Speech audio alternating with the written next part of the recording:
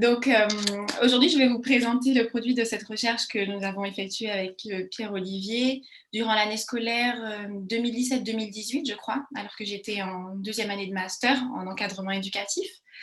Cette recherche a porté, comme vous l'avez bien précisé, sur la discipline au collège à l'épreuve du contexte socioculturel. Et c'était une étude que j'ai eu l'occasion de réaliser entre la Martinique et Sainte-Lucie, mais je reviendrai un peu sur cela plus tard. Donc, après vous avoir présenté les deux principaux, en réalité, fondements théoriques, je vous présenterai aussi nos hypothèses, ainsi que la population que nous avons étudiée, le protocole de recherche que nous avons mis en place, et puis je terminerai par les résultats et ce que nous avons pu tirer de cette recherche.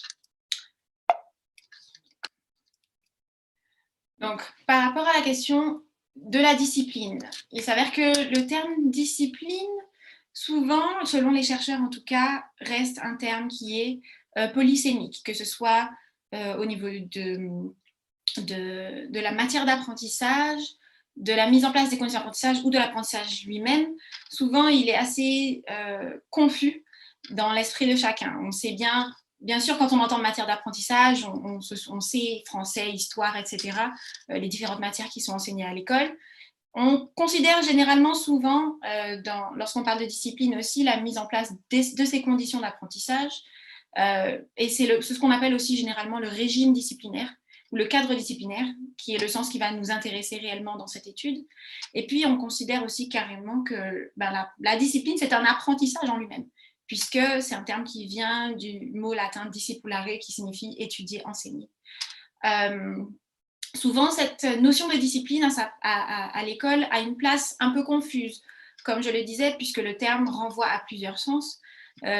On a cette question de se poser, de savoir s'il s'agit d'un autoritarisme scolaire, donc d'un système qui est mis en place pour imposer, ou aussi quelque chose qui est tout simplement préalable aux apprentissages et nécessaire aux apprentissages.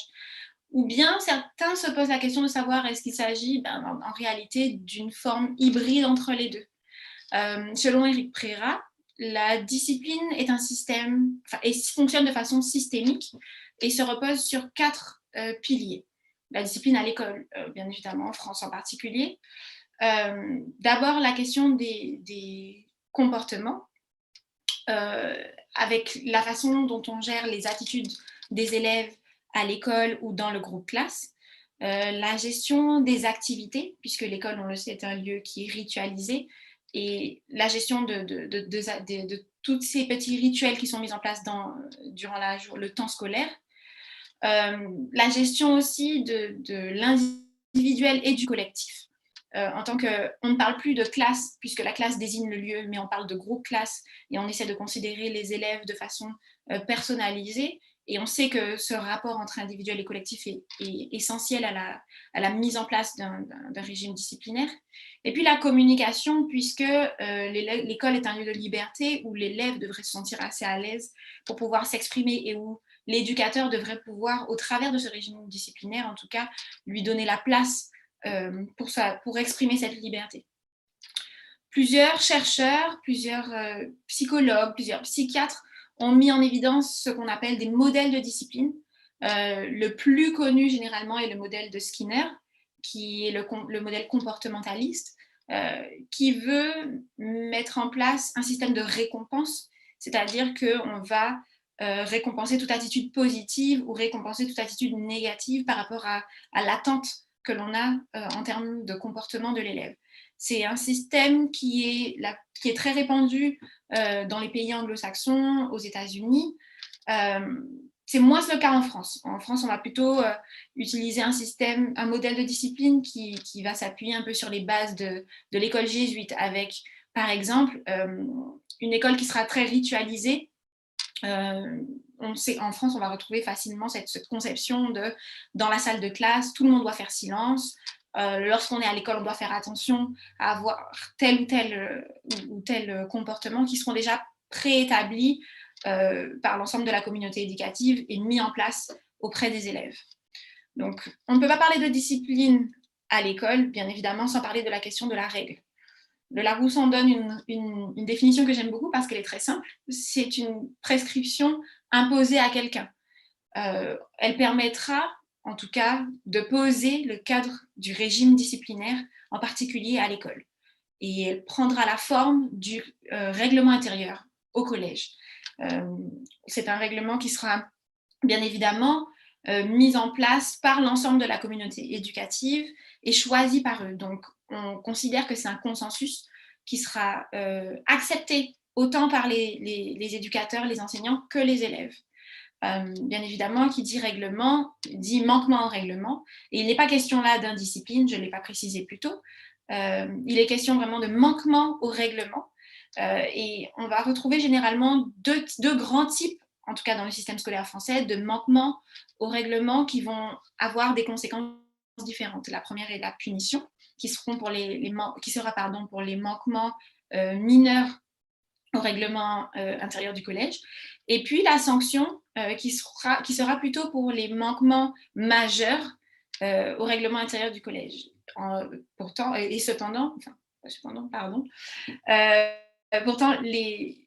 on s'accorde, les chercheurs s'accordent, et aussi le système éducatif français s'accorde sur le fait que la punition, mais particulièrement la sanction, doit être à visée éducative. Donc, elle n'est pas là uniquement pour punir, elle est là aussi pour enseigner, pour instruire et puis pour permettre à l'élève de progresser et d'avancer. Donc, on a vu que dans la question de discipline et dans la question de la règle et dans la discipline au collège, la règle est importante et il y a ce système qui est mis en place pour pouvoir aider les élèves, entre autres, en tout cas on se pose la question, pour pouvoir aider les élèves à évoluer dans des meilleures conditions et à apprendre dans de meilleures conditions. On s'est posé durant cette recherche deux questions qui nous ont mené vers deux hypothèses. La première étant, il y a un décalage entre le cadre institutionnel et son application dans chaque système scolaire en matière de réponse disciplinaire, qui s'explique en grande partie par le caractère pluriel de la question de discipline, ou par le fait qu'elle soit polysémique en tout cas. En effet, une petite recherche au préalable nous a permis de nous rendre compte que pour un même manquement à la règle, la réponse disciplinaire apportée par l'éducateur ou par l'enseignant pouvait être différente selon l'élève, ou même pour le même élève, pouvait être à nouveau différente selon le moment ou la période à laquelle a eu lieu cet incident. Donc, cette première hypothèse s'est imposée. Et la suivante, qui est en lien avec la recherche sur les deux territoires que nous avons fait, est que le décalage entre théorie et pratique est le résultat peut-être d'une faille du système français, puisque ce n'est pas ce vers quoi l'on tend, et on ne voudrait pas que le système français fasse preuve de laxisme à ce niveau. Et l'on retrouve aussi cet écart potentiellement, en tout cas, dans le système scolaire anglo-caribéen. Donc, en 2018, j'ai eu l'occasion, avec l'INSPE de Martinique, à l'époque SP, de partir à Sainte-Lucie dans le cadre d'une recherche totalement innovante, comparée entre l'île de la Martinique et l'île de Sainte-Lucie. Alexandre Arnoux disait « Qui t'autorise à parler de l'absurdité d'un monde auquel tu ne peux comparer nul autre ?» J'aimais beaucoup cette citation qui montrait véritablement le grand intérêt de la recherche comparée, à savoir de pouvoir vraiment voir ce qui se passe ailleurs et pouvoir être capable de déceler nos propres erreurs, ou voir simplement les différences et voir comment on peut adapter les choses et regarder ce qui se passe aussi dans d'autres systèmes qui peut être intéressant et qui peut enrichir la recherche et nous enrichir aussi. L'avantage de ce programme, ça a été bien évidemment le pont créé dans la recherche en éducation entre les deux îles, puisque à partir de 2018, après moi, d'autres élèves de la Martinique ont été capables et ont été en mesure de pouvoir partir à Sainte-Lucie, dont certainement mes deux collègues qui vont présenter leur recherche tout à l'heure. Et puis, des élèves de Sainte-Lucie aussi ont été à même de venir en Martinique pour pouvoir travailler sur leur mémoire de recherche.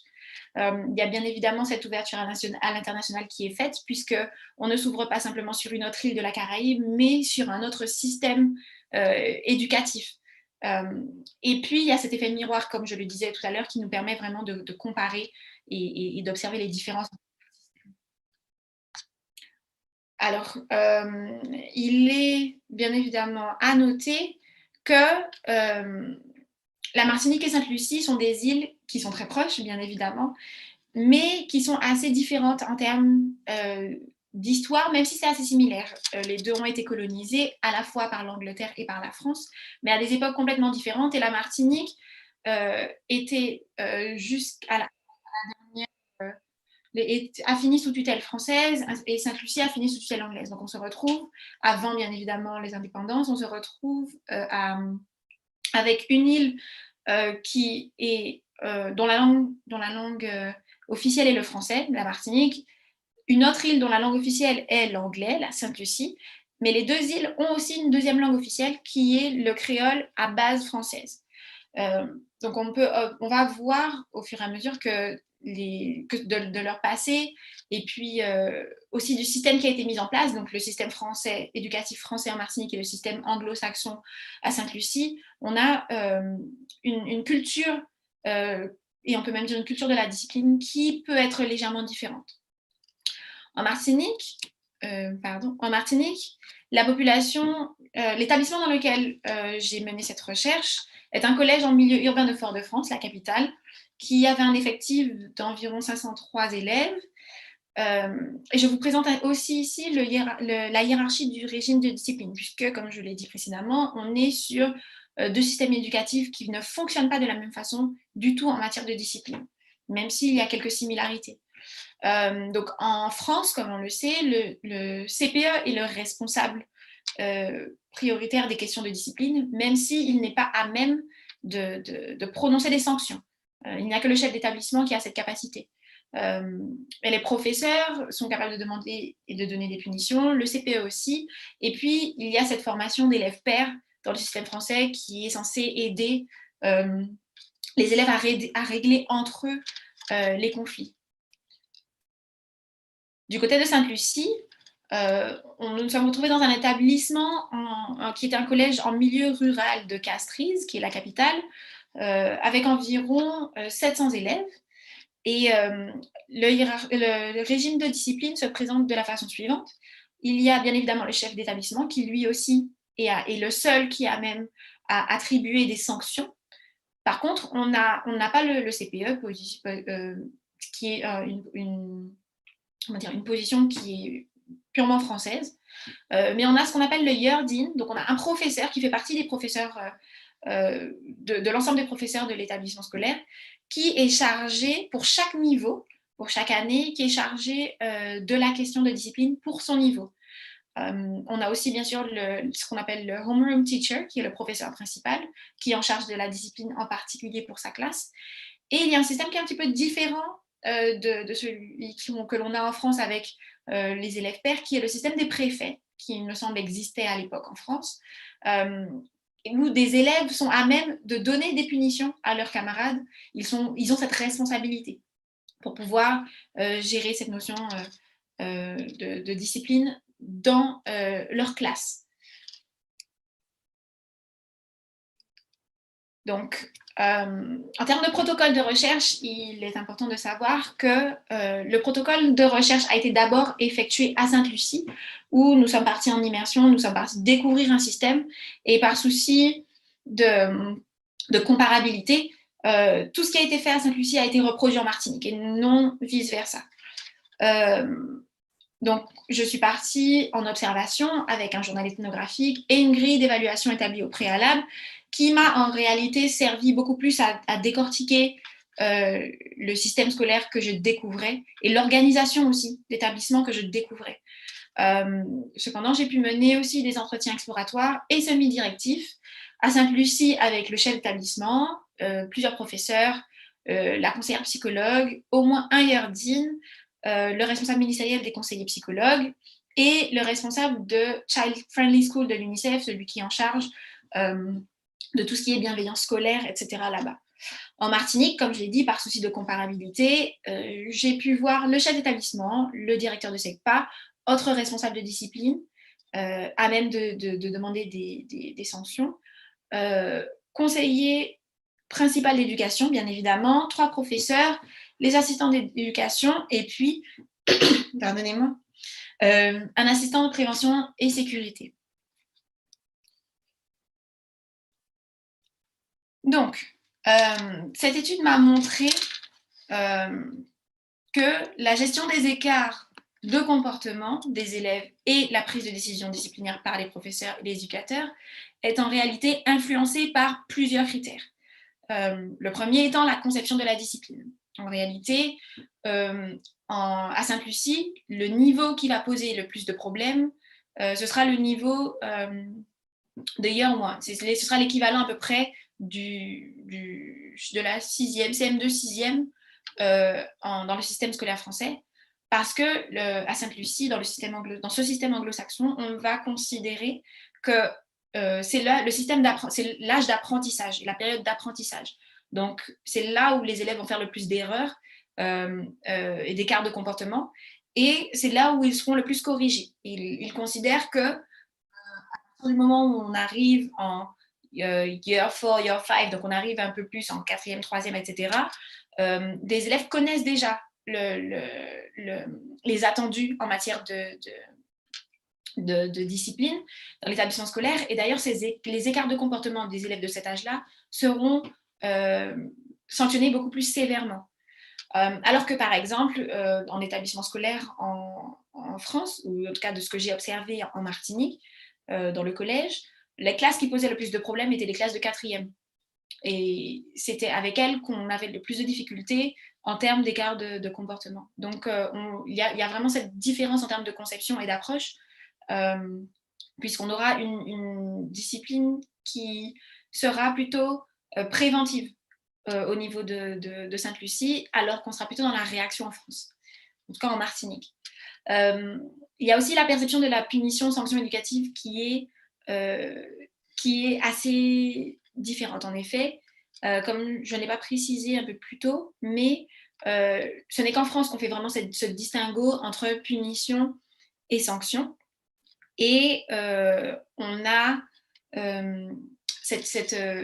comment dire, il y avait à cette époque, enfin, ce n'est plus le cas maintenant, mais jusqu'en 2019, il y avait par exemple le châtiment corporel, encore présent à Sainte-Lucie, qui était mis en place de façon plus ou moins, comment dire, régulière. C'était pas quelque chose qui était fait, selon en tout cas le chef d'établissement, qui était fait de façon, qui était fait à outrance, mais c'était quelque chose qui était considéré comme important par rapport aux attendus de la discipline, d'où comment dire, l'impact culturel, par exemple, chose qui ne serait absolument pas acceptée ni tolérée dans un établissement scolaire en France. On a vu aussi que dans cette perception de la sanction et de la punition, bien évidemment, elle doit toujours rester éducative. Or, les professionnels ne mettent pas forcément la même chose derrière le mot éducatif. Et donc, excusez-moi, la décision disciplinaire qui sera apportée risque d'être différente en fonction de cette perception-là. J'ai vu aussi, et j'ai remarqué, la relation adulte-élève qui est très très différente à Sainte-Lucie et en Martinique. À Sainte-Lucie, nous aurons une relation qui sera amicale, voire presque affectueuse entre les adultes et les élèves, et qui va laisser place à un sentiment de confiance qui sera installé beaucoup plus rapidement et qui aura beaucoup plus de poids. Les élèves vont vouloir faire plaisir à leurs professeurs et au final avoir, en tout cas selon eux, moins d'écart de comportement avec le temps, puisqu'ils s'attachent aux professeurs qui les laissent s'attacher à eux et vice versa. Alors que dans le système français, on n'est pas du tout dans cette relation amicale. On est dans cette relation bien sûr de respect, de politesse, mais l'adulte En tout cas, pas le professeur. Il y aura plus facilement ce genre de relation qui peut s'installer avec l'assistant d'éducation, mais avec le professeur, ce sera un peu il y aura beaucoup plus de respect, beaucoup plus de retenue, pardon, pas de respect, parce qu'ils ont beaucoup de respect de votre côté aussi, mais beaucoup plus de retenue, c'est le mot que je cherchais, dans cette relation, même si elle reste bienveillante sur les deux îles. Et puis, autre chose qui m'a marqué beaucoup, c'est la question, et que nous avons bien sûr perçu dans les résultats, c'est la question d'autonomie scolaire.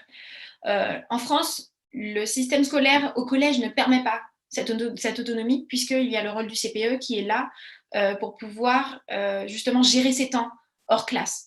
Alors qu'à Sainte-Lucie, en tout cas dans l'établissement dans lequel nous avons fait notre recherche, les élèves sont livrés à eux-mêmes. Donc lorsqu'il n'y a pas de classe, ils se gèrent tout seuls et donc gèrent eux-mêmes leur propre discipline.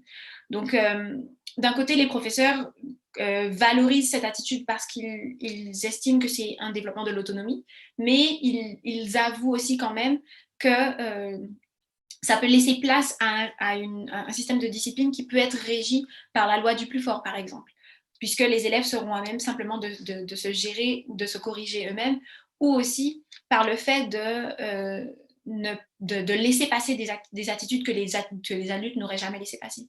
Je ne l'ai pas précisé plus tôt, mais en termes comment dire, en termes